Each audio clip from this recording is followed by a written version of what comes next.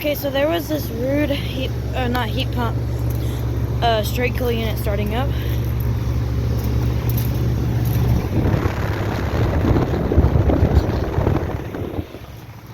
Has a cope and scroll compressor.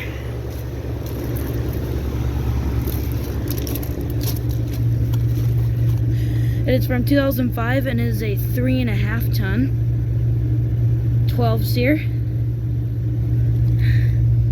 Ruud commercial series.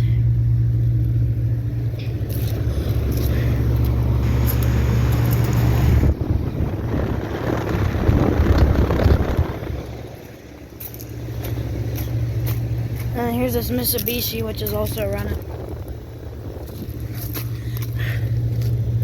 2 ton, and that's from 2023. Alright, so I just thought I'd get a quick startup of this Ruud unit. And here's another one, it's just like that one.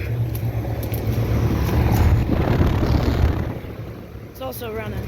Alright, here's this Mitsubishi that's really slow.